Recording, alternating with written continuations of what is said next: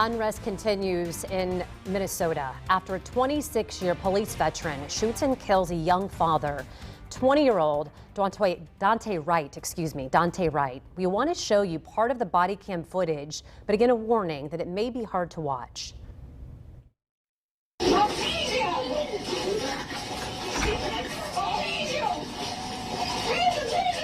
You can hear the officer there, Kim Potter, there saying, "I will tase you, I will tase you, taser, taser." We've edited a chunk of that video out to avoid showing the actual gunfire.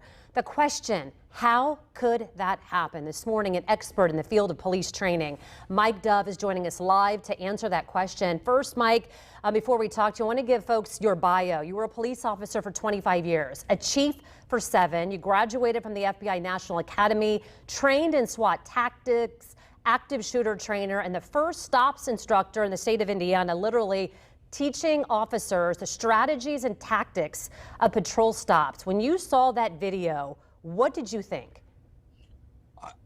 There's a lot of things that went through my mind when I first saw it, but the first thing that really popped out in my head was training, or their lack of. That's really what I saw in that whole thing. I didn't see any malicious intent. Again, I'm not there. I haven't reviewed the whole thing, but initially what I saw in the video was just really stuck out in my head. Lack of training, or lack of frequent training, I should say. Yeah, I know that's something that's really important to him. This is something, being one of the first in Indiana to be trained on these kind of tactics. I was shocked then to learn too that this woman, according to one of the articles I read, that she was actually out training one of those officers during that stop on Sunday. What did you see there that first stood out when you said there was a lack of training, or it appeared to be? How would you have handled that differently? Well, the first thing, again, I don't want to criticize, I wasn't there, but however, this was my job for years and years, to train people and also evaluate what they're doing. What I saw is just the body positioning of the officers, the initial traffic stop itself, how close they got, the proximity. There was all kinds of problems going on.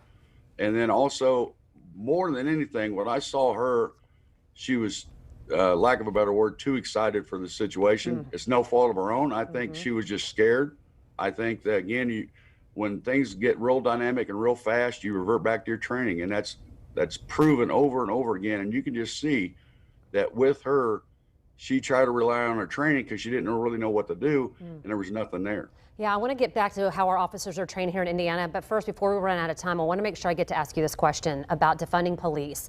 And to some, maybe many, they say the solution here, in part, is getting police out of the business of enforcing things like this, maybe a low-level offense, meaning traffic laws, and the #1 arrest, which is drug possession. People are really frustrated, and they say, you guys shouldn't be doing that. What do you say?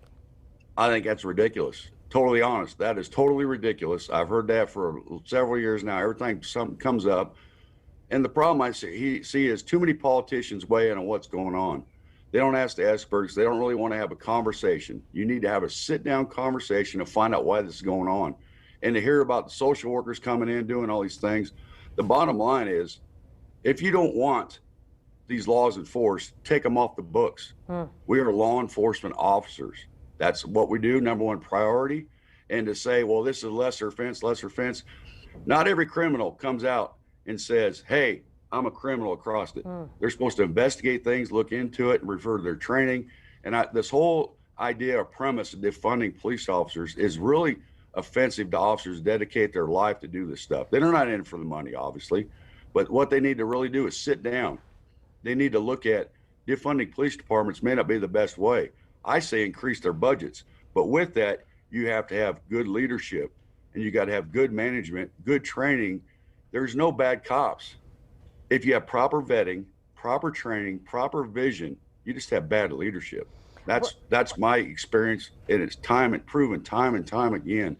This whole idea of defunding police departments it infuriates me, to be honest with you. We're out of time, and I know when we talked on the phone yesterday, you said that we need to have more training, obviously, as part of it. So we're out of time. We have to leave it there. Mike Dove, and again, with more than 25 years experience, his opinion this morning, we appreciate it. We'll definitely be hearing from other sides as well. Good to see you. Thank you. If you don't want the law enforced, take it off the books. Yeah, I mean, saying, hey, if this is the law, right, and by law I'm supposed to enforce the law, change the law, so I'm not supposed to arrest somebody in this situation. Absolutely. So a lot of discussion, and we'll be hearing from, again, many more.